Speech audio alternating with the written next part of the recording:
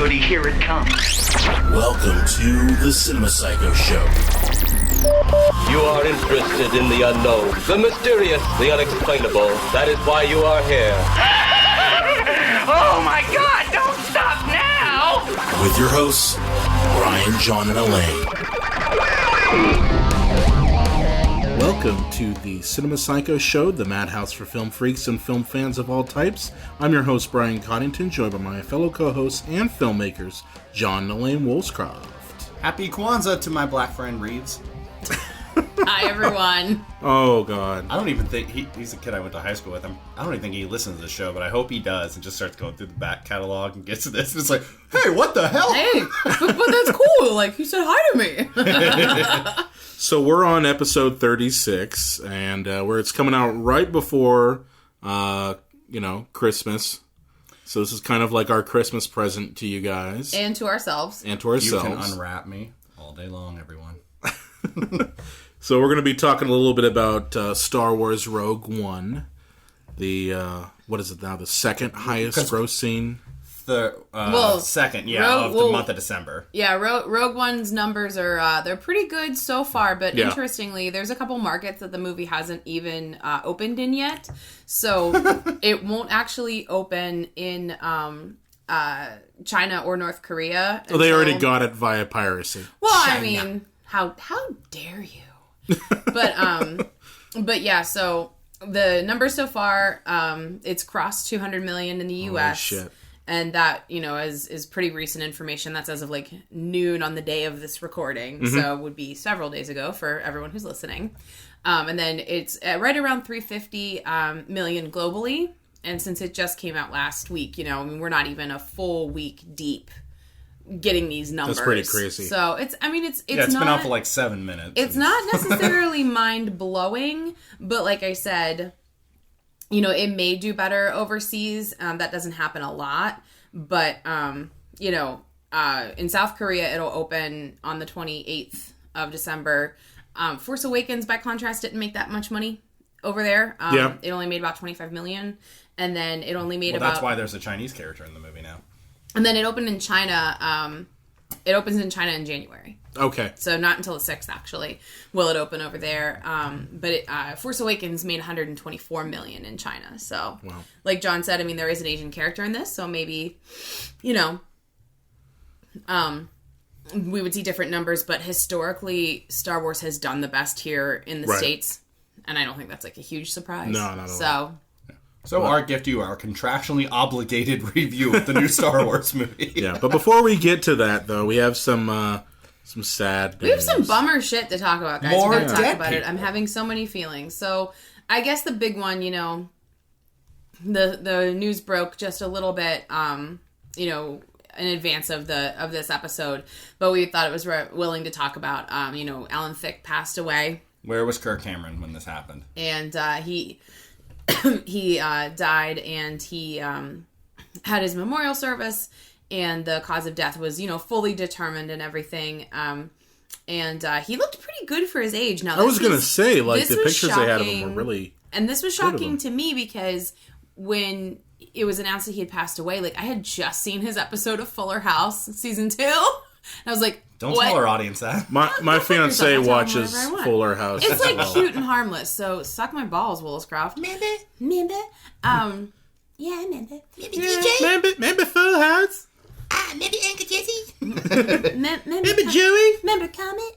I remember. Comet's dead. Oh, Comet's dead. Shut up! That's not funny. You guys are assholes. Comet's just bones, I think, at this point. He's bones or he's dust. You guys are so messed up. Ugh. Anyway, so... Merry Christmas, everyone! Dead John! Air Bud's dead, too. He actually is dead. Okay, so is Moose. Stop talking. Okay. So anyway, we're talking about Alan Thicke right now, and he had passed away. He felt ill while he was playing hockey with his son Carter. His son Carter's from his current marriage, and so he's only 19. Right. So, Not his singer rapist son, Robin Thicke. Oh, good. I was so worried you wouldn't call out or like make anybody, Really? You're gonna make another enemy? Hey. Well, this is deserved though because that song is. He fucked wrote a up. song about It's true. sexually assaulting people. people. That song is fucked up, so it's okay. But you are always like picking a fight. I'm starting to just think that you're doing it for attention. Hair trigger. Oh, probably. A trigger warning. I think it's well established that John is our wild card. You are our wild card. I'm looking forward to our year-end show that's just going to be a tour of your assery. Our clip show. It's going to be good. It's going to be good. Assery. Yeah. But anyway, we keep getting distracted. So, Dead people, go. So anyway, there was a pretty major memorial service on the 18th of December. A number of people were there, and his entire cast, for the most part, from Growing Pains, was there. A number of like unexpected people as well, because a lot of people like aren't really in the spotlight that much, and his wife hasn't been out much since he died. But Kirk Cameron was there, and then what thing did he do to make it all about himself? That's a good question. I don't know, but Tracy Gold was there. I think Leonardo DiCaprio showed up too. Yeah, even Leonardo DiCaprio showed up, because that's what I really remember Leonardo from, like in the early days. Oh my god, you're so rude. But I actually, like, from what I'm seeing, and the main websites that just couldn't like wait to cover something like this weren't really, super reputable. But right. But it was like took place at like his house, and the cast of Growing Pains was there, and Bob Saget was there, Alex Trebek was there, Bill. Alex Trebek. Why would Alex Trebek be there? They were probably all trying to really debate friends. why he died. Put that in the form of a question. No, come on. What? I'm finding your hijinks tiresome right now. Oh. It happens from time to time. I do see you a lot. Yeah. No, but they had said, I read somewhere that he had given Alex like his kind of like a start towards becoming like the host of everything, like the host of Jeopardy and stuff. Like Alan Thicke had like helped him in some way, like with his career and everything. But Gotcha. That one of the quotes said that it was more like a Vanity Fair Oscars party. Honestly, like everything was like very fun and full of life, and they said that's what Alan would have liked it, like more of a celebration, right, of life and people expressing their love rather than it being a super morose affair or anything. So and I think his ex-wives even attended too, which I thought was interesting that Wives, they would. Plural? Yes, I believe he was married thrice.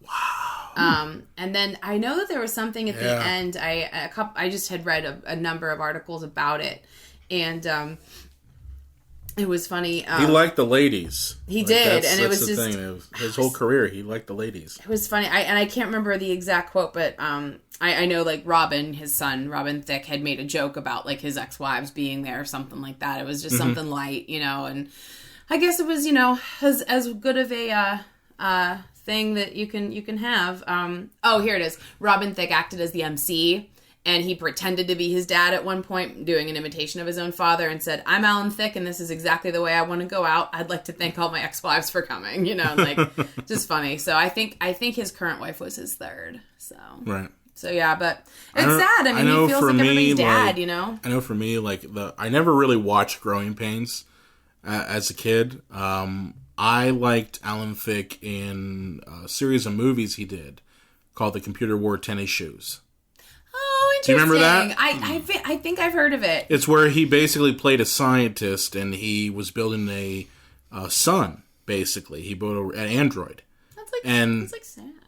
No, but it's just like that. That's what I remember him for, or movies like that. Isn't that the plot of Silent Night, Deadly Night 5? Is that the plot of Silent Night, Deadly Night 5? Kind of. Yeah, well, it's a big Android Santa goes nuts. The movie. But I mean, I don't think anybody's going to see it. But here's the problem when you have a twist: when your main character's name is Geppetto and his son is Pino. Oh shit! It's like, wow, hey guys, it's like you're just kind of asking for it at that point. Yeah. We cracked your code, y'all. Yeah, we're only halfway home in our list of the recently deceased here. Zsa Zsa Gabor died as well. She was 99. 99 goddamn years old. Was she Green Acres? Yes. That's all Okay. John really remembered her from. But, I mean, she's more known kind of for her salacious headlines, and she was married so many times. Like, someone online had said she was kind of like a Kardashian before a Kardashian, TV show came upon us. Well, that's you know what I mean? horrible to say about somebody. Well, I mean, I think because in the sense of her life being like to excess, I mean, you can say a lot of things about the Kardashians. I don't think that she necessarily, Zsa was supposed to necessarily encapsulate that, but she had a very big lifestyle. Yes. She was married at least 8 times. Holy shit. Holy hell, yeah. Yeah. That's right up there with Liz Taylor. Yeah, and so, and towards the end of her career, she would often cameo as herself because she just was such a big personality. She was Hungarian, which I had forgotten. But She was in Nightmare on Elm Street Part 3, The Dream Warriors. I saw that with you this Halloween. Oh, yeah, that's right. 'Cause she was on the Dick Cavett show Yep. scene. Welcome to prime time, bitch. She also was in Naked Gun 2. Yes. Yeah. She had a cameo in that, because I guess that was right after she had, road rage. Oh, yeah. She had a road rage incident in the 90s. I'm sure these are the things she wants to be remembered for. Nightmare on Elm Street. Well, you nerds would Naked remember Gun. her from the Batman 1960s series. She played Minerva. Okay. I never was a fan of the Batman just you. 1960s. Yeah. Just She John. had guest spots on there, Just yeah. John. All right. Minerva. But yeah, no, she... It's almost like up there with Egghead and King Tut. Yeah, but she actually had kind of a rough go of it the last little bit of her life. At 99 years old, I would expect so. Yeah, well, even in 2010, she had that hip replacement surgery after she had fallen and had the concussion and stuff. Oh, shit. And then what happened later is that she just got really bad, a really bad infection from the surgery, and they had to amputate her right leg above the knee. Oh, God. Because she just was resisting the antibiotics, and they said that they had to do it to save her life. So That's the thing. At that age, it's touch and go. And that's a solution that doctors would have at that age. Like, if she was 30, they would have been like, well, we need to save We'll do the leg. everything we need to can to save the Yeah, leg. at 95, 96, Well, they're we're just taking the leg it off. was a life-threatening It's infection. also kind of possible that her body just couldn't take the infection as well as she could if she was 30. That Is that makes what she sense. died of? Did she just die of being old? Yeah, well, I Yeah. mean, there's a Okay. point at which you can just die of being old. It happens. So you said you wanted John to do a Deadpool of sorts. Yeah. We said that I wanted this? No. No, John. John wanted to, okay. John wanted to do a Deadpool. Just making clear, I don't give a shit. I don't Well, want, I mean, That's I the- have the anti-Deadpool. I so. want none of this. Well, deaths always come in threes. So my guess is before the end of the year, 2016 is going to take one more. I think Kirk Douglas is going to pass away before the ball drops on New Year's Eve. He is That man is very 100 old. years old. He's really old. He just turned 100 on the 9th of December, and I think he's going to be in the People We Lost this year segment on the Academy Awards. Yeah, he was really, really old. That's true. That's Yeah. my guess. So I'm gonna say I don't Kirk have a Douglas. guess. I have an anti-Deadpool, so these are people I think that death Gonna won't even live touch. forever. Okay. So I have two. One is Sean Connery. I don't think that man will die because he's the fucking Highlander, for God's sake. Well, he'll never die because he gets energy from hitting women. Okay. Well, he said that in interviews. He said it's okay sometimes to smack a woman. Okay. when Well, I they wasn't get gonna mouthy. say that, but okay. So there's that, and You're then of the course devil. Keith Richards. I didn't say it. He did. I mean, it was Keith just... Richards. No, yeah, he. Keith Richards. I think death has just been like, yeah, you do your thing. You'll continue to rot, but you I think won't Keith die. Richards is death. Like if he touches you, you just pass away. Either that or he ruins careers like Johnny Depp's, He just transfers his weirdness onto other Speaking people. of hitting women, Yeah. God, celebrities are horrible people. Yeah, kind of. Yeah, you think? Kind of. Well, I don't know. I feel like I'm sentencing people to death, kind of. I don't know that I want in on this. That's action. why I did It an feels- anti-Deadpool. Right, it feels mean. I don't know, because I'm looking there, and there's some people that are old Well, that I was like, wait a second. I you're will say still this with all alive? sincerity. I don't want Kirk Douglas to die. Okay. In fact, he was instrumental in getting Donald Trumbo back into Hollywood when he was blacklisted for refusing to say he was not affiliated with the Communist Party. And he had to write all of his scripts under pseudonyms. Kirk Douglas basically said, I'm not going to do Spartacus unless you allow Donald Trumbo back into Hollywood. Right. and he held that movie hostage. So, I don't want Kirk Douglas to die. It's just at age 100, I think it's, it's kind of a fair guess. Yeah. It's true. He's really old. Oh man. So John and I go on the con circuit occasionally, and we get posters of our favorite movies signed and everything. Mm-hmm. And oh man, we met Martin Landau, and he was so sweet, but he was so fucking old. Like he just was so. I can't even. Martin Landau can't die. I'm not saying anything. We're just talking about old people. He played Bela Lugosi. So, I know, and he was great in that movie. But in the best Tim Burton movie. That's the best Tim Burton movie. Yeah, that's the best Tim Burton movie. Ed Wood. Mars Attacks comes close. It does. It's underrated. Mars Attacks is a close second to best Tim Burton movie. But Ed Wood, if anybody hasn't caught it, that's Tim Burton's best. But yeah, I'm not saying anything either way. Just like he seemed really old and just really frail, and I was very worried. And 2016 has been a shit show, so I have. So when Martin Landau dies, it's your fault. No, when everybody else dies, it's your fault. Tippi Hedren, Roger Moore, Kim Novak. Are you just hunting? I was looking at old actors. I was curious. I wanted to see I was just looking to see who was old. Fuck you. Oh god. But so yeah, no, I'm not having any kind of death pool. That's messed up. You're a bad man. Look, that's why I did Auntie. I know. I appreciate you, Brian. Hey, I have no plans for him to die.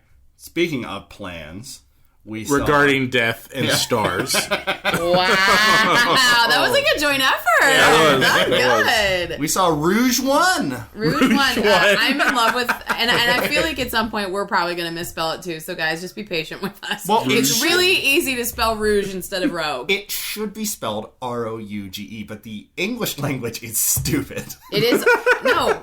It's Rogue One. Rogue One. Yeah. Rogue One. I doubt that, but oh god. But that's how. Regardless, it's how it's spelled. So also known as Star Wars without Jedi. It's true. Disney's Star Wars, Rogue One, a Star Wars story. So okay, so wait. So we talked about this briefly, but we never really decided. So we're going to decide right now on the air. So we're doing spoilers, right? Yes. Okay, good. Because I don't think there's any way you can't. None of the things that I want to talk spoilers. about we wouldn't even get to them if we were going to do a spoiler free. So let me say to you, dear listener, if you have not seen Rogue One yet and you would like to, please press pause on this podcast and jump forward about 30 some odd minutes. Well, that's probably when we'll be talking about like the juiciest stuff. So okay, so probably 40 some odd minutes. I would say just put us down for a little bit, go see the movie, and then come back because we're going to spoil the fuck out of this movie. Go to our back catalog and listen to some of our amazing, thrilling older episodes. Check out our Force Awakens episode. Yeah, surely there you go. By now. There you go. We have lots. We talk about Star Wars a lot because we're fucking nerds. So it's anti-American. I think this is where you have to say the "You're a fucking nerds" song, but apply it to all of us. Nerd. We're fucking nerds. We're fucking nerds. And no one likes us. And we have a cool show. Sorry, I was trying to make it more positive. It's always a no one likes you, and that just never sits right with me. Oh. Okay. Okay, guys, so are we ready to dig in? Yeah. I'll start this. Do you want to go ahead and give us kind of a general plot?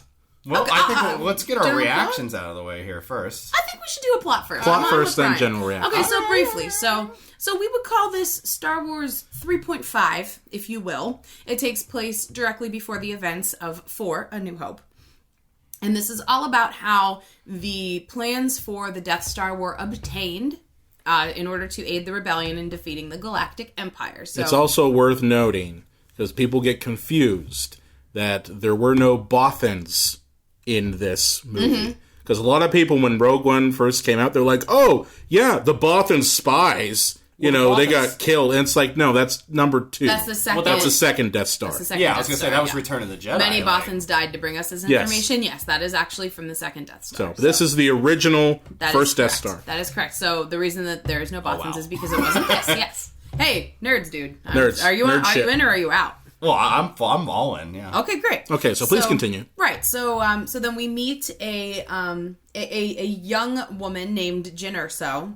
She becomes instrumental in this plot, if you will, to obtain these Death Star plans. And in the meantime, she's also trying to reconcile with her father and, who she had thought was, probably dead, but then finds out that, surprise, he's not, and tries to track him down as a part of all of this. Now, I I can say objectively that there were a lot of reshoots and the story was restructured a couple of times. Oh, I could tell that. The plot is a little hard to just kind of like pinpoint. You know we're what I not mean? we're not the first ones to say it, but the trailer apparently, like, if you Oh, watch you look at riddle the with scenes trailers. that are not in the movie. Nope, and lots of things where they say like nope. So yeah, and I mean that's been all over the internet already. But I'm not saying anything except just objectively, it was reshot, so there were parts of the plot that are a little hard to explain because they were just a little bit hard to kind of really understand where everybody was coming from. So, but we have a totally new cast, so like people are also who aren't familiar with the Star Wars universe are confused that this has nothing to do with Force Awakens. Yep, and it does not because this is a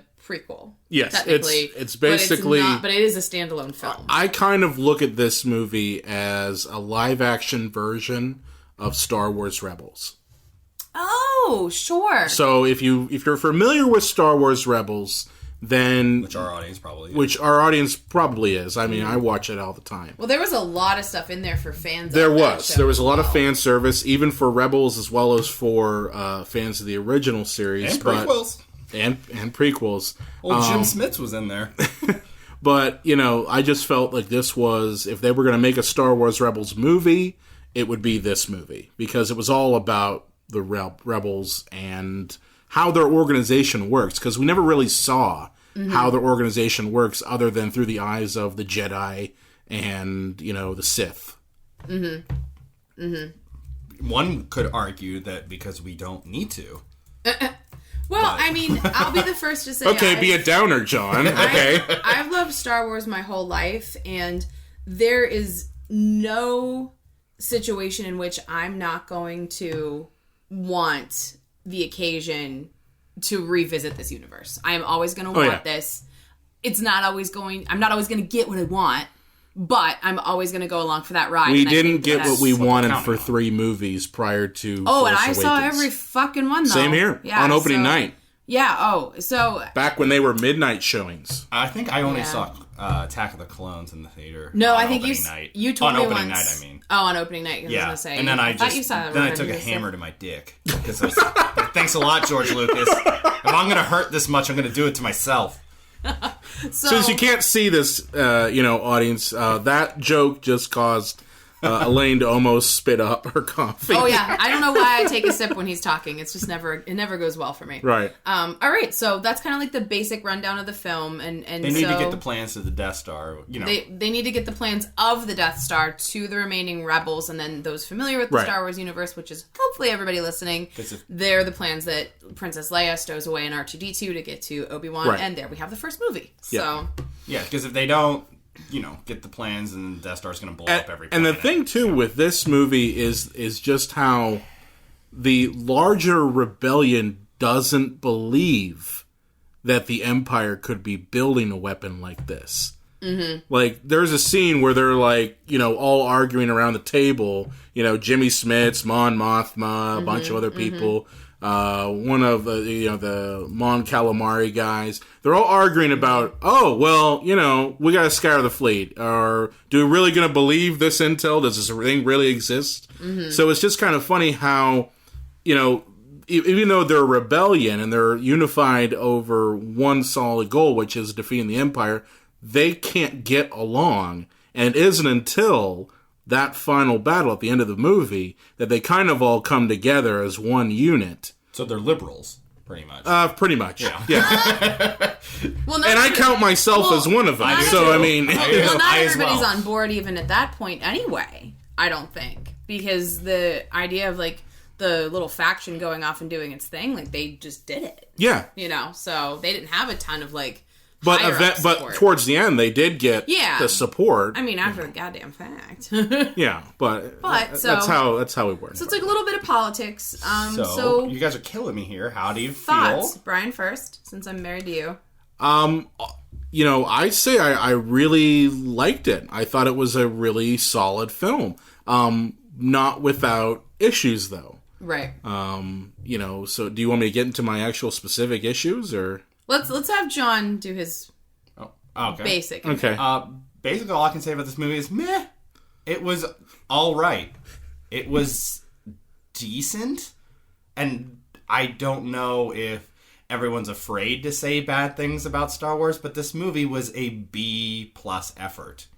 It wasn't great. It was an average action movie and nothing more. So I would, if it didn't have Star Wars attached to it, I think this movie would probably be forgotten eventually here. But now it never will. It might still. You never know. But yeah, I thought it was average. I was entertained most of the film, but it didn't enthrall me. You're just really unwilling to give Disney a win here, are you? That's it's true. against you. You won't do it. That's true, but I think if it was there, he would do it. Okay. Now, I think, maybe not, because he didn't like Force Awakens at all. That's what I'm saying. He doesn't want to even give him a win. Fuck you, John. Force Awakens was also meh. Force Awakens was not meh. It was not It meh. was fucking sweet. And that being said, Force Awakens was sweet. I found myself underwhelmed by Rogue One.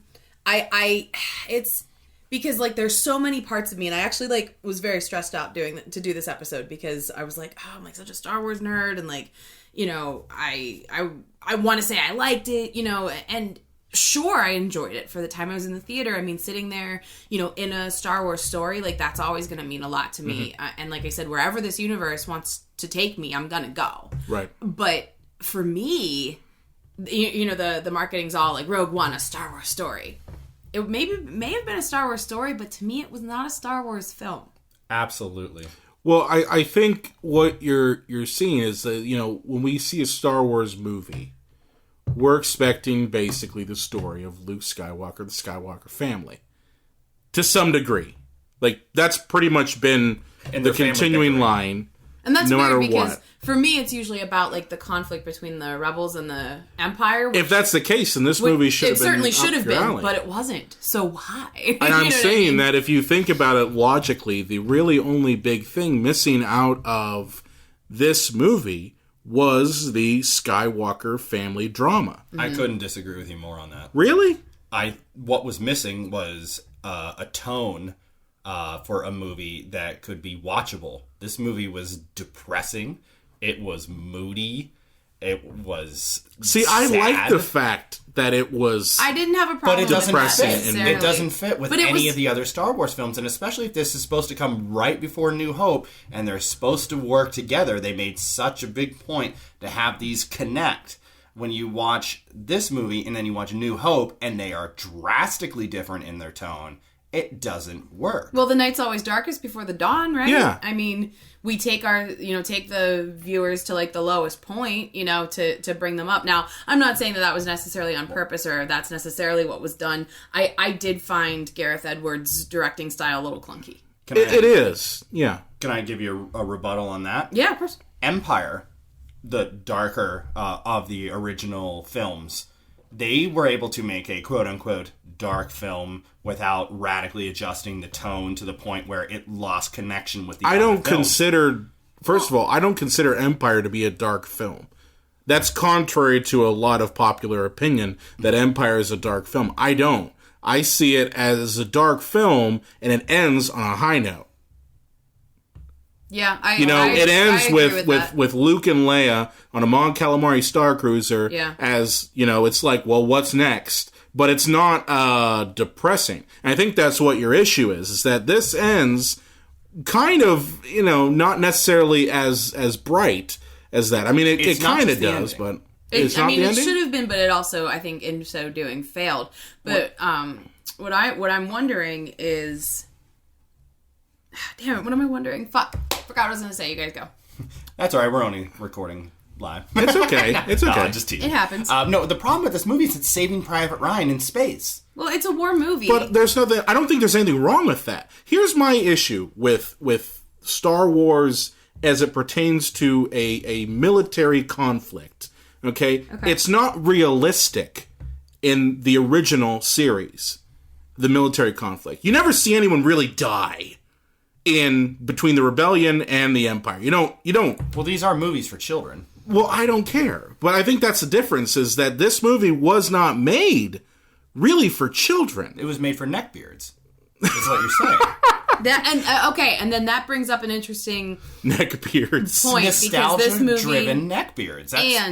And I think if there's a failure of this movie, it is nostalgia, because that movie tripped on its own dick trying to give us old characters to the point where they brought one back from the fucking dead. I'm not done yet before I get to that part. Film's detriment. I can't get into that yet. Okay, so all right. but my Keep thing, going. the positive I find in this movie is that, one, it paints the rebellion as a more realistic military force. You've got the main character, I think it's Cassian.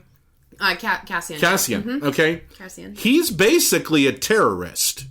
And he acknowledges that he's a terrorist. It was interesting how dark his character was our female introduced. audience, I would say Jin's the main character. Right, but no, Cassian's is also He's a main talking about character. the main rankings. I'm not of talking Rebellion. about He's Jin, not I'm talking talking about about- movie characters. He's Okay. talking about the alliance. But what I'm rebels. saying is that in reality, if we're thinking, and this is in reality, the rebels are a terrorist organization. Yes. Okay? And up until this movie, they never were painted or dealing with these issues that, a real rebellion would have. The conflict between, you're doing something good, but you have to do a whole lot of bad things for the greater good. That's the conflict I loved in it. They actually sat that one scene where they're about to go ahead and go to Scarif. Mm-hmm. And he's saying, I've done a lot of horrible things in the name of the rebellion, and I don't want it to mean for nothing. So, I love the fact that they went ahead and addressed the fact that, as a rebellion, you're going to be doing some horrible things and things that you may feel are unethical. So, because that's a more adult view of the struggle. It's not just good guys versus bad guys. It's varying levels of gray. And this movie did touch on that. I think it's just that trend of darkening up everything. I don't think it was nearly as dark as, say, like some other movies, like a Batman v Superman. Well, Man for of Steel. instance. Yeah, you look at Superman is not a dark character. But they figure, well, in order for this to be successful, we're going to have to make Superman like Batman. We're going to have to adjust the tone and have it, be moody. And that's not who Superman is. And that's not what Star Wars is. But I didn't see that with this one. I saw it as a realistic view of conflict, of war. And, it was where people die and spies happen. A giant lobster is piloting a ship. Going after a giant space ball, and it's that not a blows up lobster. planets. It's not a lobster. By the way. It's a fish person. Crayfish. Get it right. He's a crayfish. Yeah. Yeah. No, but it's A lobster. That's just ridiculous. I mean, these movies are absurd. Yeah. To begin with. I mean, I love them. I love 4, 5, and 6, but it's they're silly films, and for them to just radically shift that. And I really think, Brian, the point you had made about, just a second ago about seeing things from the other films, will anything really stick out other than things we already knew? Like, what did you like from Rogue One? Oh, I liked the TIE fighters and X-Wings and seeing the Death Star and the C-3PO. You know what I will cameo. think does stick out? It's all just stuff that we've already seen. Here's what I will say. The one thing I will say that does stick out from this film than other ones, cinematography. There was beautiful. You cannot deny that. There was beautiful cinematography. A lot of the battle scenes were really arresting. Well, that was really good. That was also what fell into what made the movie have that tone was just the bleak looking cinematography. Everything was washed out. But I don't think it was washed out. I mean, I had a little bit of a problem so, with the scenes being a little too familiar almost. I thought Scarif was like, oh, great, so we're in Florida? Like, were they just trying to tie it into, like, the Disney park already? You know what I mean? It just I don't know if they were trying to do that. I think it was just we've never seen really a world like that, and I think they wanted to try. Yeah, I guess, but I just feel like they gave us stuff that was, like, so different. I mean, when I think of Cloud City, like, nothing else looks like that. I wish they would have pushed the envelope a little bit more to bring us something that we hadn't really conceived of before. Darth Vader's castle. On Mustafar. That was interesting. That was amazing. Because no one ever really talked about where's Darth Vader live. Yeah. He doesn't live on a Star Destroyer. He doesn't live on the Death Star. He's got to live somewhere. Yeah. I wouldn't have any problem with that. Maybe, like Trump Tower, he's just got the top floor of the Death Star. And then when they blew it up, my stuff. They blew up my stuff. Oh, my stuff. But yeah, I mean, I thought that was interesting that he was there. as a part of things. And that was cool. That was the only planet that was a little different, but we've seen it before because we saw it in the prequels. But here's the thing.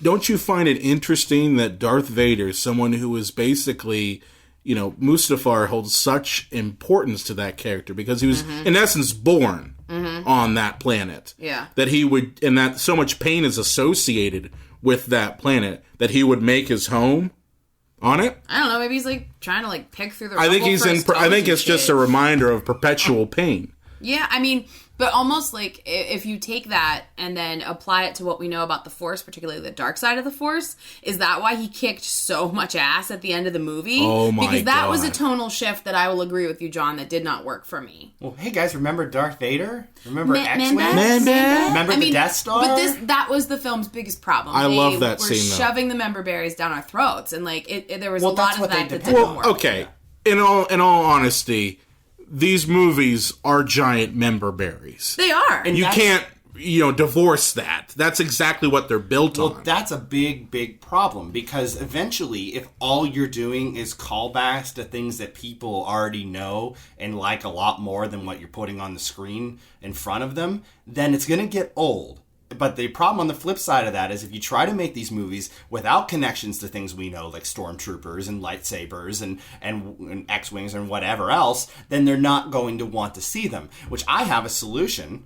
We could just stop making Star Wars movies and we'll be in better shape. No, that's not true, you hateful no. bastard. Like, no, I'm sorry. We can have Star Wars movies, but I think that we need to stop relying so much. And I say we, like I have anything to do with it.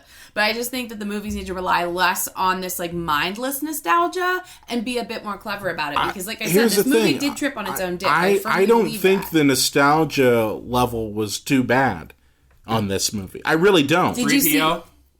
And did you see the part where they fucking created like this weird digital monster? I said not too bad. There were parts. I think it was pretty bad. What I enjoyed, the primary thing was that this was a much more serious film than other Star Wars films. It wasn't all politics and bullshit like the prequels were. I didn't see people walking and talking. It gave us enough.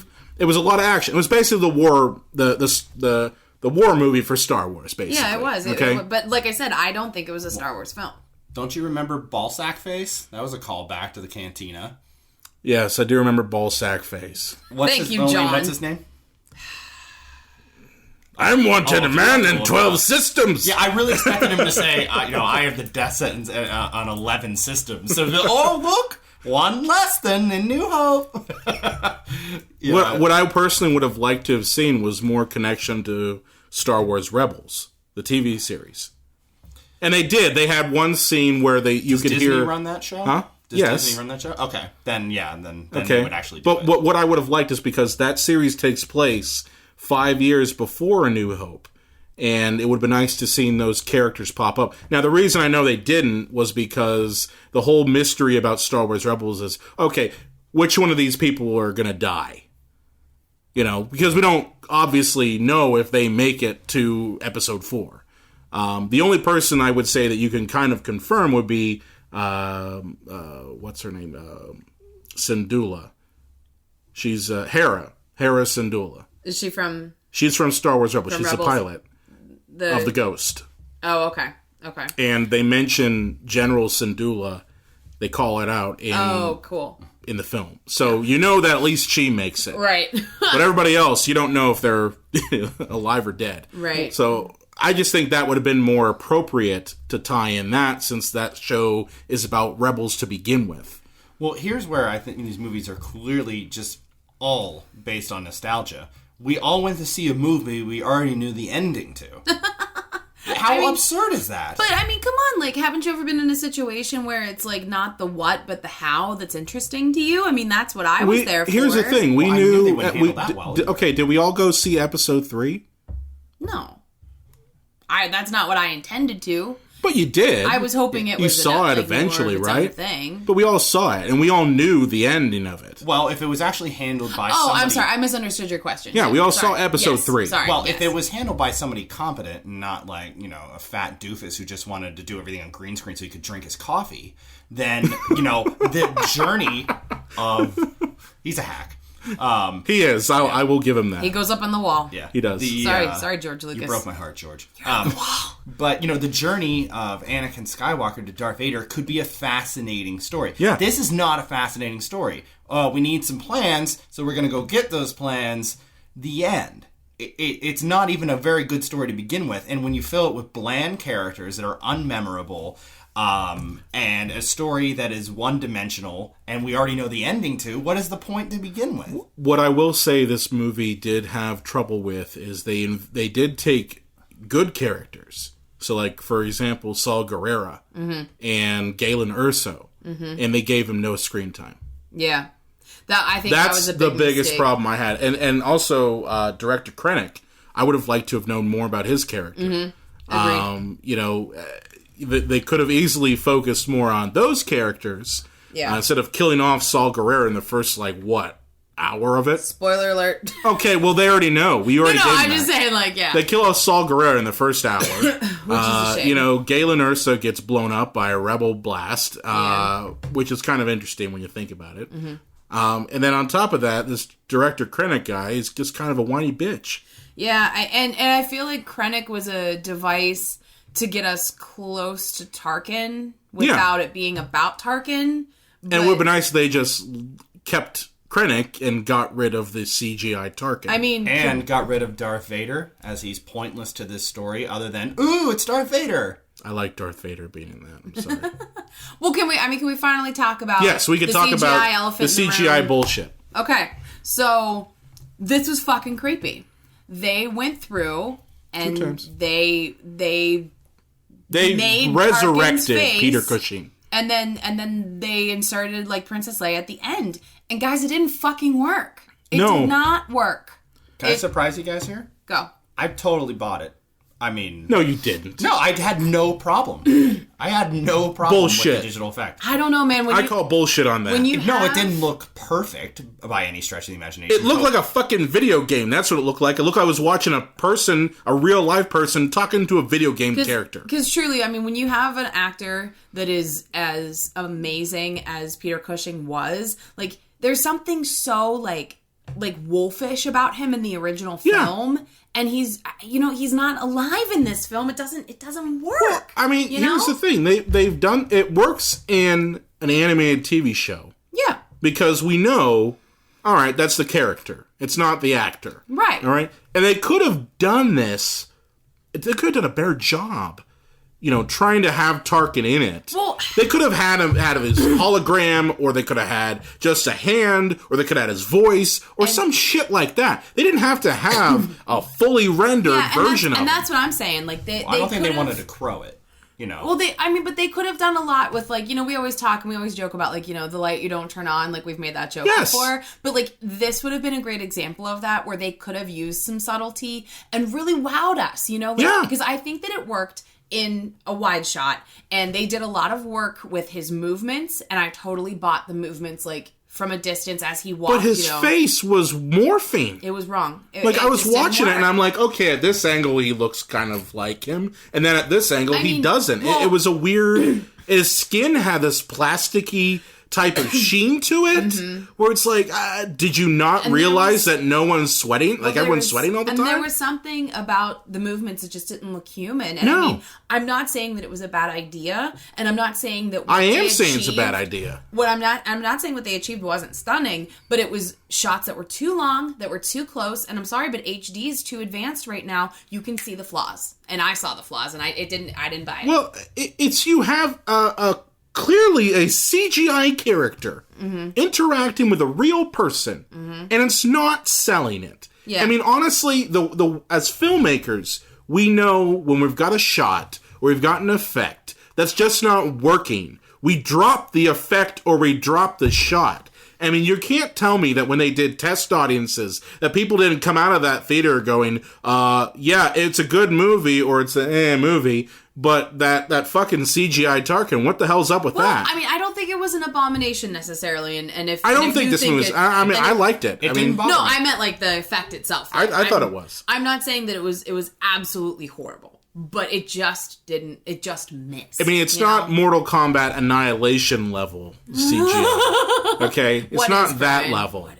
Well, when you think about it, you realize how far they've actually come, though, from, say, like, X-Men The Last Stand. At the Yeah. beginning of that film, they had, they made Ian McKellen and Patrick Stewart the younger versions of... Well, they had the benefit of actually using those actors and building off of real actors. They couldn't build off of Peter Cushing. He was dead.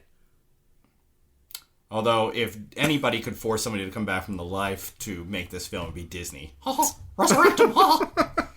They have the technology. Now, honestly, I had more of a problem with the Princess Leia one, too. Oh, it was awful. It was... they gave her too many, freckles. Yeah, They it just- gave her freckles all well, over her too, face, and her eyes were weird. Their eyes just didn't have like the right There's amount no of life. Yeah. Yeah. Well, what bothered me too is because that would have been a perfect excuse to cut around, and like when we saw just her back, I thought that was great. I'm like, okay, you could stop right there. totally. For us to turn around, and I mean, they really pin the whole movie on their ability to do these effects because, like, it is close up. She has like the most like poignant final words of the film, and like, Yeah. like, no. It's like, Jesus Christ, you don't have to go ahead and pull out every fucking tool in the toolbox. No, because sometimes the tool isn't necessary to get the shot across. Because, too, one of the things I thought was really smart when they first introduced the Tarkin character is that he was reflected in glass. Yeah. I thought that was brilliant, Do that with Leia, or like you say, do like a Hologram. hologram or something like that. Like, I would have really liked a much more subtle hand with that sort of introduction, and even if it means a rewrite or two, or If I had to take a different guess, my guess would be that Disney made the call on that. Oh, I'm sure. I don't think that Gareth Edwards made the call on that. I think it was Disney said, "Hey, wouldn't it be cool if we go ahead and spend, a crap ton of money on a CGI version of Peter Cushing?" And they clearly spent most of their budget on that. Oh yeah, and a crap ton of money on, Princess Leia just showing up. Mm-hmm. Which her line made me want to vomit. The very last line of the movie, it's like, what is it? And she's like, hope. Ding! And she winks at the camera. Go, guess what? It's the title of the next movie, chronologically. Right, and I do think it could have been handled differently to the better success of the film, I think if they just went ahead and just, got her from shot from behind, and she just said it's Hope, that would have been enough. Yeah, I mean, because or it if was so it's her cheesy. walking around with R2D2 or some shit like that, that would have been fine. Mm-hmm. You didn't need to do anything else. You didn't need to see her face. Because we know what happens in the next film, and to be clever about it, that would be a better job served, truly. Well, I can't believe that this is what you guys are upset about, and not the fact that Darth Vader sounds like a really bored old man. That bothered you so much. That's because James Earl Jones is an old man. Yeah. Yeah. But, he also didn't give a single fuck when he was doing his lines. No, they knew they were just like, yeah, fine, give me money, I'll do the... Huge paycheck, very little. He doesn't sound anything like he's supposed to. And he sounds older. He sounds old. And also, I don't think they put the right filter on there because, granted... They didn't put any filter on it, I will say that. They just said, talking to this mic, we'll make it sound kind of Vader-like. And I know it's been over 10 years now, and 10 years, a decade lived is quite a life. But I remember him in Revenge of the Sith. He sounded like Darth Vader in that movie. They didn't do anything. I mean, it was really bad. Yeah. That was cringeworthy to me because it was like, wow, A, he doesn't care. B, he's old as shit. C, they're not getting the right modulation. No, they didn't get the right modulation. I'll give you that. But I will say this. I disagree with you guys on the ending with Vader. I love that scene. I love it because I love it. I mean, the one thing I will say is that, obviously his movements are way too damn quick for Darth Vader. Okay? His movements are way too damn quick for Darth Vader at that age. A lot of people speculated that this movie would tell us, why he kind of moves like a really old man in A New Hope. compared to how he moves in Episode 3. Right. You know, and the idea was that maybe his suit got downgraded basically from the technology in Episode 3 to, Episode 4. Times are tough. But I will say, I like that ending because it kind of shows that Darth Vader is ferocious and he's a murderer. And he just straight up uses all of his powers and just murders people, which that's what you're supposed to see. We never really see that. Well, let me ask you this really quick. Okay. John really wants to go. I'm dying here. Well, just let me ask you this really quick, because what felt like a huge disparity to me was that we have this scene in movie 3.5 that we're calling it now, 3.5. Yeah. He's kicking ass. He is slashing motherfuckers left and right. He has his lightsaber out, and he is just, killing it. Yeah. So, the events of A New Hope are a couple of hours after the events of this movie. How is he so goddamn restrained in that movie when he is kicking people in the teeth and murdering puppies in the last movie? And as I said, the idea. John, I think you're gonna die. Just go. Just go. Rage. Let me just finish my thought, John. Then you can go ahead and rage out. I would have liked to have seen an explanation of why he moves so slow. And a lot of people thought they were going to get that. We didn't get it. But I still like the fact that you see him kind of with as much power as Darth Vader should have. Now, granted, did we not get everything we wanted? Yeah. But for me, I like that scene. All right, Haiti McHater. So go ahead, you ready? Haiti McHater. You ready? This makes absolutely no sense to the beginning of New Hope for a variety of reasons. One being, why is he interrogating people at the beginning of New Hope if he watched them leave with the fucking plans? He comes in and he's, if this is a consular ship, then where is the ambassador? Where are those plans? What plans? Dude, he just watched you do it. If the fucking drug enforcement agency comes to arrest you and they see in your window before they break down the door you on a crack pipe, you can't be like, what crack pipe? Dude, I just saw you do it. It just does not connect at all. And I'm sorry, guys, but George Lucas basically changed the game between Empire and New Hope. In New Hope, Darth Vader is not Space Jesus. He is just a goon for the Empire. He's the kind of guy that they call in because he has a lot of power to come rough some guys up if they're causing trouble. He's an SS officer, that nothing more. And for him to be, lauded is, basically Space Jesus in this one like he was in the prequels, and I will admit Empire and Jedi, it doesn't match to this film. And if he is just destroying guys with his lightsaber and throwing them against walls and breaking their necks, why is it the stormtroopers that come in first in New Hope? Why doesn't he just come in and just, because since he has all the powers in the world, just break everyone's neck with his mind the second that they connect onto the ship? That was the problem I had. I mean, I agree with you. Yeah, he's not Space Jesus. He was just an SS officer. And then when you look at something like Halloween and Halloween 2, he was in the first Halloween. They're not brother and sister. Who? Michael Myers and Jamie Lee Curtis's character, Laurie Strode. They're not siblings. He just happens to be stalking them because he's a crazy person. The film was originally called the Babysitter Killer. Mm-hmm. And it just was happenstance. But when you make a sequel and you want to have the same actors in it, you have to give another reason why Michael Myers is still going after this character. Well, they're siblings now. And I'm losing my entire train of thought on what I'm trying to say here. You're trying to basically say that they kind of had him as Space Jesus as most, prime point in Rogue One, and then he jumps back down to Episode 4, where he clearly isn't. Sorry, that's great for a podcast. I lost my entire train of thought, but it's been happening to a lot of us tonight. But my point is that they have to make some kind of connection between him and Luke Skywalker in the second film. That's why they had to give it, the connection between you can rule the galaxy with me, because now I'm not just an SS officer. I am the chosen one. I am Space Jesus, and you can come rule the galaxy by my side, because they have to give some kind of reason for him to still come after Luke Skywalker. And spoiler alert, George Lucas did not know that Darth Vader was his father. That was something that he made a decision to do when he wrote Empire Strikes Back. They are not related in the first film. And it was not a decision he made unless he's really into incest between like Leia and Luke. It was a decision made after the fact. Well, I mean, you look at the and events so was of... Leia being a sister was made after the fact.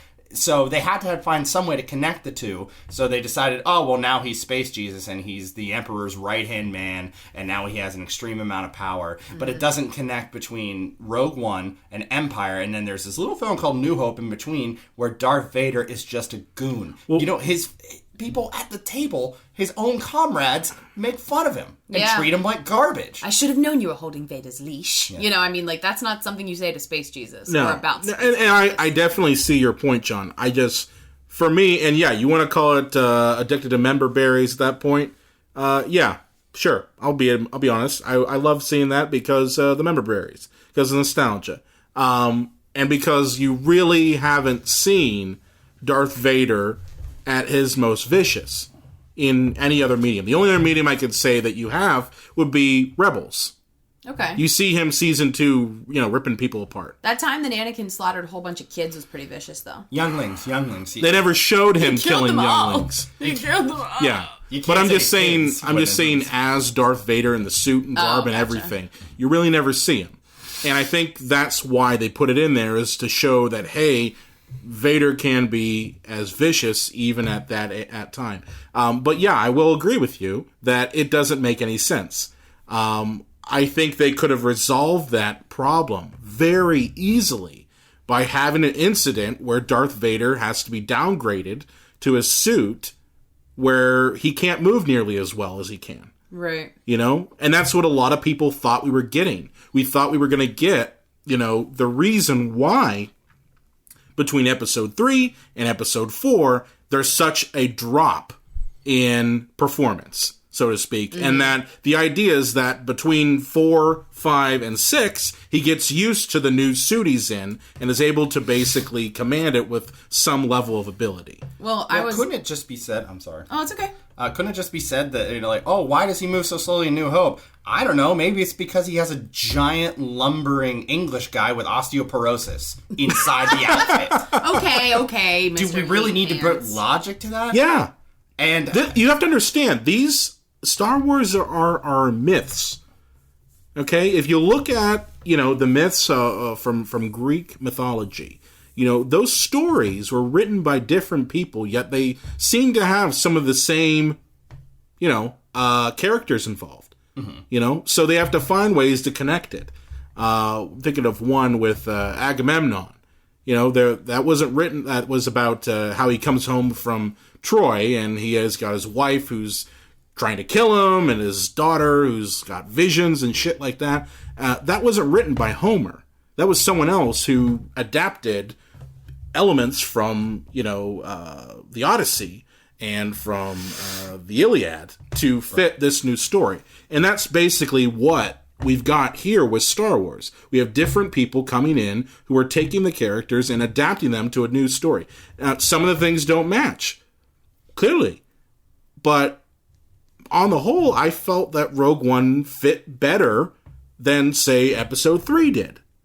Well, too, I mean, we're always going to see items that are a product of their time, you know, and it's a shame because we're never going to have Star Wars again in a lot of respects, but they broke ground for special effects and making those movies, you know, building industrial light and magic from the ground up. I mean, we're never going to see that again. That's why they have such a distinctive look, you know, and as far as we've come in CGI, I mean, obviously the prequels are marked by terrible CGI, but, you know, as we continue to see things, the emphasis just seems to be more on visual effect than reason and story, and I think that's what was really missing is like, okay, it looks great, but why? Now, would you say that Force Awakens, being a product of the same atmosphere, puts more thought on story? I did. I thought that, because I thought, you know, it was a Star Wars story, and I felt that it succeeded in a lot of ways, because in being a sequel, you expect a lot more nostalgia, and I felt like they did a much better job. In this case, it just felt like it was being shoehorned in so that it felt like part of, you know, the I don't know, the Mount Rushmore of like Right. Star Wars greats, when it just wasn't, you know, that It felt more like a forced and fan film, ancillary. basically. Yeah, almost like a really good fan fiction that you read. Yeah, this totally. movie was fan fiction. And, and this movie was an experiment. They wanted to see, okay, let's see if we make a dark Star Wars film, will it work? And we were their test dummies. I mean, and I don't mind that necessarily. I mean, I don't mind seeing more stories. It's just a shame that they're so... I don't know, that they're just really ruled with an iron fist, you know, by Disney and all of that stuff, because I think it's a shame that we can't have, you know, more extended universe kinds of things. Yeah. That's a hard shift for me as a lifelong Star Wars fan. I'm having a hard time, you know, like letting go of my darlings in that respect. Well, I mean, as I said, I mean, I really suggest watching Rebels because, I mean, they have Grand Admiral Thrawn in Rebels now. Which is so fucking sweet. So, I mean, like, they're pulling elements from the extended universe and to making fit them canon, yes, which is so awesome. which is great. So, I mean, I'm okay with Rogue One because, for me, it did something that none of the other Star Wars movies did, which is show war somewhat realistically. Yeah, we're dealing with science fiction. I get that. But the conflict of the rebels acting as basically terrorists and having more of a gray area than a strictly good versus evil is more realistic of war. And I liked its darkness. And I liked it. I liked the darkness. I liked the fact that pretty much everyone dies in it. Yeah, I mean, I liked that they committed to that, and actually, it was something... It's ballsy. It's extremely well, it was ballsy. something that the filmmaker didn't even think they would be allowed to do. Yeah. They killed off all the minority characters, but the two white people at the end are still alive. No, they're Who? not. No, they're dead. They died. The planet was blown up. They were holding Jyn each other, Erso? waiting She's fucking for dead. death. They're just sitting there on the beach, just waiting for death. We don't see the moment they die. They're dead. They're not coming and back. Cassian's not white. No, Cassian's like French or some shit like that. He's played by Diego Luna. Oh, he looked white to me. My apologies. Hey, he's Mexican. Oh, okay. Which, yeah, I mean, which we haven't even talked about that yet, but I thought the diversity of the cast was Great. Stellar. It made me so fucking happy to see a very princess kind of female character. You know, she wasn't in, like, drapey robes. She didn't have her fucking midriff out. She wasn't, you know, with, like, a crazy-ass hairstyle, you know, of, like, no all gold this bikini. costume. No, I mean, she was in pants, like, ratty ass boots and like that jacket. Everything was like drab in color, and like I fucking wanted to wear all of it because it just looked awesome. But is it okay that it was once again done for all the wrong reasons? We always talk about this, but I'm sorry, but representation is representation. I know your opinion is that it's pandering, but that means a lot to people to see this kind of diversity because I mean we had so many characters, you know, of color in the film. That's not what I apologize. That's not where I was coming from. My point is that they have an Asian character in the film because they want it to play well in China. That's every studio though. Yeah. But I'm saying that you know, The Force Awakens didn't actually do as well as they expected in China, so they put an Asian character in this film. It was for the wrong reasons, but I do have to say that to see overall this cast that was so very diverse. I mean, that I meant will a lot to say me. that I was more okay with this level of pandering than, say, Michael Bay saying, hey, our Transformers have to go to China for no reason. Mm-hmm. Okay? This at least fit a bit more with the story of these monks who are guardians of the Force, basically. And the idea, I guess, is that this is kind of a prelude to the Church of the Force that Lars von Trier in Force Awakens is a member of. Mm-hmm.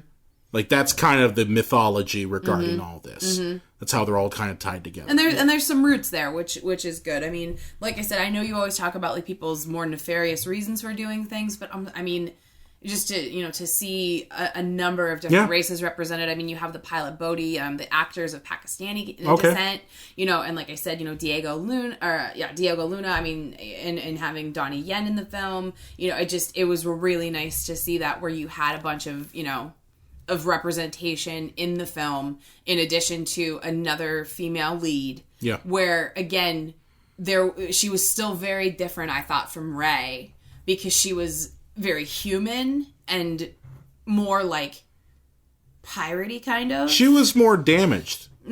hardened, but she was still hardened, but at the same time she was damaged. She was under the guise that her father basically left her and went to go work for the Empire. Right. Like that's what she grew he up was thinking. Forced to work for the Empire. Well, she didn't know that. Right. She didn't know that. She felt that he just kind of Then he abandoned her. left her, yeah. Do you guys really think you'll remember these characters? It I mean, I depends. think Do me Yeah, I a was favor gonna say, here. I think it Now, you depends. have this up. Can you minimize that on your computer? What is the Asian guy? What is his character's name? Sure. Oh, I didn't know that. What was the I've guy? only seen it one time though. What about the guy with the huge gun? What's his character's name? Him, I don't remember. I don't know. Yeah, exactly. Do you think anybody walked out of A New Hope and didn't know Chewbacca and Han Solo and Luke Skywalker? To be fair, they were a lot easier to pronounce. Okay, that is true. I also think people need to watch it more than one time. And people have watched My Star point Wars is, more you than know, one time. How many times have after you one seen viewing Star of New Wars? Hope, I think after Million one times. viewing of New Hope, you know Han Solo, you know Princess Leia. I think these characters were bland and unmemorable. I mean, or is it fair to say that you saw Star Wars at a very, impressionable age. time, and it's imprinted on you in ways that this may imprint on kids of this generation? I mean, could it be that we're too fucking old to fully appreciate the impact of this movie? This could be someone else's A New Hope. That's true. You know, we're Sure. old 31-year-olds. You know, I mean, we have, some of us more than others, quite a bit of cynicism, that we can regard them with. I mean, just because I can't tack off a laundry list of characters, I mean, I think I can hit the main Right. points, though. I mean, you have Jyn Erso, Saw Gerrera, Cassian, and Bodhi. I mean, I did not remember things. My point is that I don't think that there was anything memorable about these characters because I think they were just there to serve the purpose of the story. And great films have characters that you remember. You remember Doc Brown. You remember Han Solo. You remember these characters that are more than just vehicles to push the movie to the end. Well, I mean, find me a more recent franchise, though, John. I mean, you just named films that have multiple films in their franchise that you have a very strong relationship Right. with. I mean, if we're really going to hold this up to any other movie to see if it could be remembered, don't pick a major franchise that people know inside and out by this point. Do you know what I mean? They are trying to sell this as a standalone thing that is a part of a larger universe. I would say, but... to kind of be kind of comparable, do you remember every character in the movie Saving Private Ryan?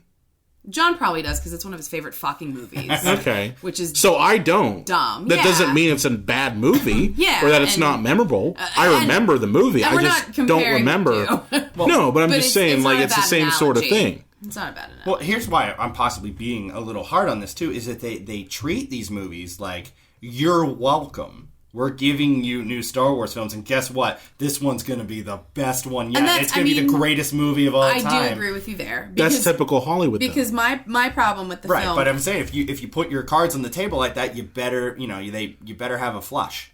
Well, because my problem with the movie is, and to kind of go along with that, is if you take away all of the references to both the original trilogy and to Star Wars Rebels, you're not left with much. It really, it's like a MacBook Air. You know what I mean? It's constantly deriving itself Right. from another source, and it's supposed to be a standalone film, but it doesn't exist without heavily crutching on the rest of the universe to support it. Because if you took all that away, you really don't have a lot. You have this this chick who climbs some shit to get this weird disc thing that she runs, and then she gets blown up. That's kind of all you got. Yeah, no, you've got a point. Which there. is a shame. I mean, I wanted more from that. And it's so funny, we've been talking about this for quite a while now, and I was nervous to say how I actually felt about the film, because a part of me did like it, I mean, it was opening was okay. night, and it was really exciting. I and did I like thought it. the though. audio mixing was very I'm good. being honest. I really, I But- went into it with expectations that were fairly low. Yeah. Okay, and I was pleasantly surprised at what I saw. Same. And for me, but there was no point where it was going to be Star Wars, though, because I mean, you see a long time ago in a galaxy far, far away, and then you get last year of Force Awakens, where you got the crawl. I can openly admit to you, my fellow geeks, I burst into tears. Oh, yeah. Because it just meant so much. But I got the hair stood up on the back of my neck. yeah, and in this one there was no crawl. They told us very early on this isn't exactly what you're going to this isn't the same thing that you're going to experience that you experienced last year. This isn't another Star Wars film per se. For me, it wasn't a Star Wars film. It may have been a Star Wars story, but that's it. Well, I think that's why they didn't do, Star Wars coming, and going into the background. Right, and I think that was a wise choice, because I think we would be having a much, harsher discussion. We all know that Star Wars, the with the Kroll and everything, is strictly about Skywalkers. Mm-hmm. This was a Star Wars story. Exactly. Or it's about the Skywalker thing. It's a space opera about them. Or as I like to call Rogue One, a Star Wars cash-in. But hey, I went into the movie. I went in with I had no problem if I liked it. Like, I know it probably seems like because all I've done is nitpick everything, and I'm gonna be very cynical. But if I had loved this movie, I would have happily come on and said it was wonderful. I want these movies to be good. I just think that they're average movies. And the problem is that they're just trying desperately to capture that lightning in a bottle they did with the first 3 Star Wars films. And I can guarantee you none of these films, and even if they make them for another 50 years, are ever going to be as good or better than the original films. I mean, I don't know if that's necessarily the aim, but man, Force Awakens came damn close. Like, it was so enjoyable. I mean, we could sit here and talk about the problems of the original trilogy, too. They're not perfect films. Oh, absolutely not. No, and we, in January, I hope that we actually take some time to talk about that, and talk about the original trilogy. But, the reason The Force Awakens, people like that movie so much is because it was just New Hope again. That's a very valid argument. But, it made me feel so good. I'm going to be honest with you.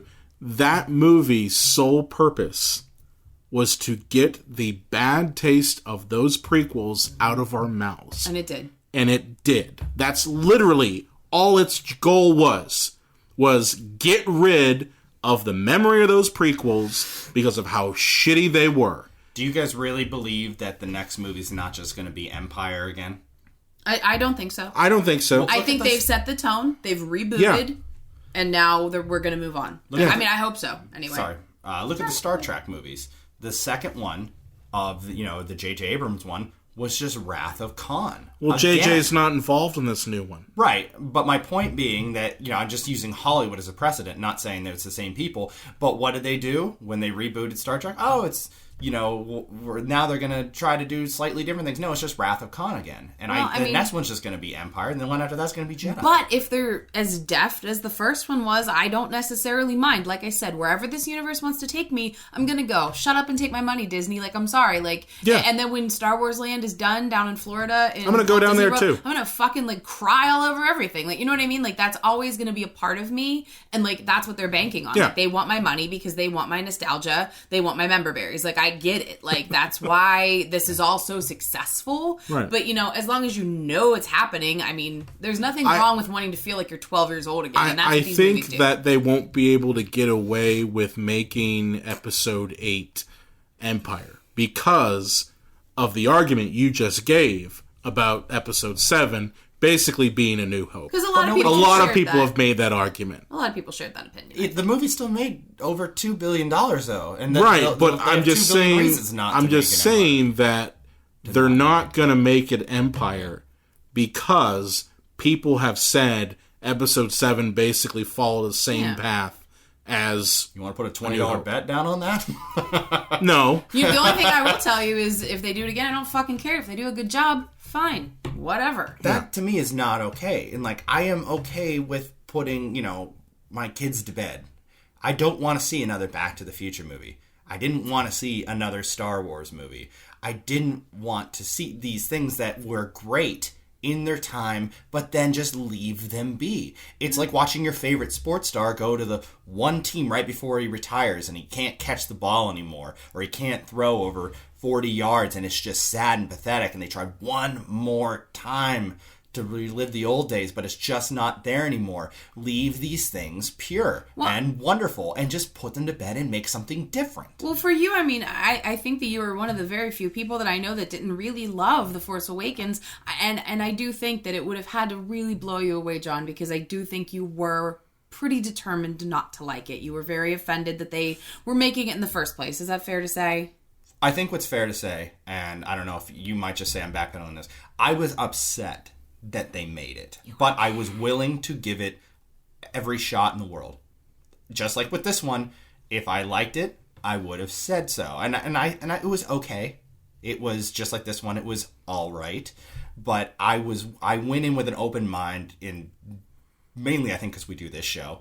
I wanted to give it, a fair This show shake. keeps you straight in that open mind. And I wanted to give it a fair shake. I didn't like that they made it. The film itself was open for debate.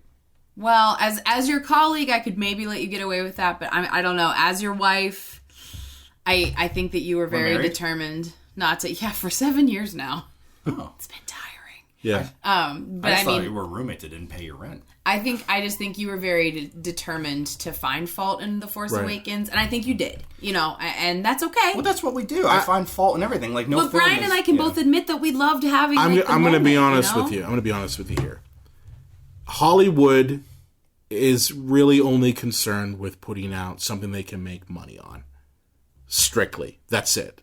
If you're the time that Star Wars came out was in the middle of the auteur movement. Okay, so the importance was on story and the filmmaker.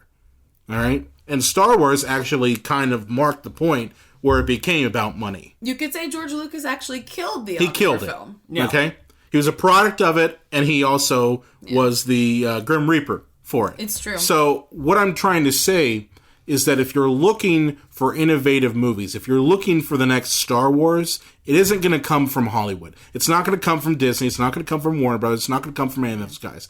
It's going to come from independent filmmakers strictly, because they have to be innovative enough with the less capital they have to get an audience. Yeah. So that's where my thinking is that if you're going to go see a movie that Hollywood puts out, it's not going to be something that they thought about story. Well, too, I mean, they're not. It's just not. You can say a lot of things about homaging as well. Yeah. Where it creates something totally new. To your point, John. Like, I mean, I'm all for Hollywood coming up with new shit. Like, I don't. But they're not going to. The same stuff. Like, that's the thing. They're never going to, until the point comes when they start losing money on nostalgia stuff. Then they might decide to do something different. But they're not, okay? And that's fine. I'm fine with that, okay? The Blade Runner sequel's coming out next year. The Blade Runner sequel's coming out next year. Yeah. Well, I think what you can do in contrast with, say, like a big franchise, to your point, John, like, I think of one of the best pieces of entertainment of 2016. I think of Stranger Things, which we've all seen and loved. We don't usually talk about like a show like that, but you can look and you can see shot by shot homage to Goonies, E.T., Close Encounters, Poltergeist. Like it's a love letter to all of these, movies from the 80s, and they came up with a totally new story that pays homage and nods to all of those things before, and it's very deftly done. I mean, we can see old influences in new things, but when you're in a major franchise like that, you're never going to see that subtlety, right? Which is what I want. Like, I want more subtlety, and I'm not going to get it. I think we'll have to agree to disagree on there, because Stranger Things, you're right, is an homage, where Force Awakens is a copy and paste. Well, no, and remake. I'm agreeing with you. I know sometimes it doesn't register with you right away, because it so infrequently happens. I'm saying I agree with you. I would like to see more things like Stranger Things, but if we are waist deep in a franchise, you're not going to get too much originality. Now, it being kind of a paint by numbers rehashing of A New Hope, Force Awakens, that is, that's kind of a shame. But well, here's my main question for you guys, if we're being completely unbiased here, and tell me truthfully, Rogue One, is this a story that needed to be told? I'll tell you right now, I can never be unbiased when it comes to Star Wars. I think it did. I really do. For me, I think there are points that could have been executed better. But I think, because it's a story that didn't exist prior. Okay? There's a gap of time between episode 3 and episode 4 where there's a lot of stuff that can happen. Yeah. And that's right for storytelling. So, would I say that it's wrong that they did this? No. But I mean, I'm happy with it. I really was. I mean, I know I'm kind of in the minority here. I this table at least. We didn't need it, but I'm happy that we had it. Okay. Yeah. And I'm never going to be unbiased. You can't ask me for my unbiased opinion when it comes to Star Wars. It's the single media that means, franchise that means the There are most parts to of me. the It is my prequels I fandom. actually enjoy too. I haven't Parts, seen them in a really long time. Keywords, there are parts. I don't want to get really drunk and watch them all. That's the only way to do it. But yeah, I don't think this story was in any way necessary, and that's why I don't think they played any part in New Hope. We started the story where we needed to in that movie for a reason. It's true. It's true. There actually was, I saw an interview with James Cameron where he said that the original script for Terminator 2 had about 40 to 50 pages of them getting the Terminator, reprogramming him, sending him back. There's this big war scene, at the beginning of the movie, and they just said, this is unnecessary. This isn't doing anything to move our story along. Now, apparently Zack Snyder could take lessons from that with the beginning of Man of Steel. That took like 3.5 hours of the futuristic world of everything that was Krypton. But, they realized that they did need to tell that to tell their overall story. So they cut it out, and they didn't film a minute of it. And because it was unnecessary and superfluous to the story that they were trying to get across. And that's why New Hope didn't start with this story, and why it didn't even need to be told in the first place. Okay. Yeah, and I can see that point, certainly. I can see that point, certainly, but like I said, Having said that, 7 out of 10. Fair enough. Fair enough. For me, I'm always going to look at how this would affect young people and who would see this on screen, and really it would mean something more than just the film itself. Like I said, the diversity was spot on. Maybe it wasn't for the right reasons, but I thought the diversity was really refreshing. Yeah. And to see a female anti-hero kind of character where she's, gritty and doesn't need to be fucking rescued. Like, that was great. Yeah. I needed that. I wanted to see that, and that meant a lot to me, too. I think when you look at why Star Wars is so successful is George Lucas, who grew up in the 50s, when he went to become a filmmaker, he said, you know what I really liked were those science fiction shorts that I saw as a kid, Flash Gordon and the serials. I really liked those. But you know what? What if I also liked the old, well, he wouldn't call them the old, he would just call them Westerns. But I said, Westerns. Like, what if we did a Western in space? What if we did a samurai movie in space? And, sometimes you throw in every ingredient into a pot and all it tastes is like salt. But Star Wars, they threw all the ingredients into mythological stories, sci-fi stories, westerns, samurai films, and it tasted marvelous.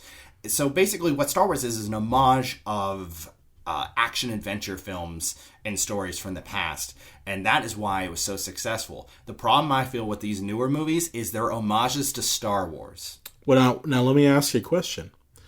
Do you feel that Star Wars in itself is a product of nostalgia and member berries? Yes.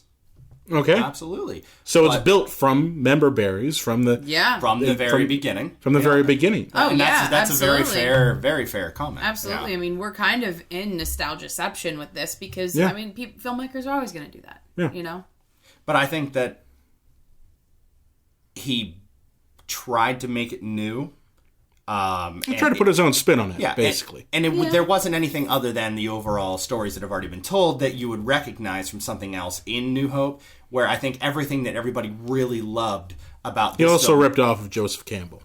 Absolutely, yeah, the hero's journey. Yeah. But, everything that people loved in this film was the TIE Fighters, the X-Wings, the Death Star, seeing Darth Vader. It's just like, you just hear these, like, Force cum splots in the theater. As soon as Darth Vader comes on, behind your head. You forgot to mention the AT-ATs. They're my favorite.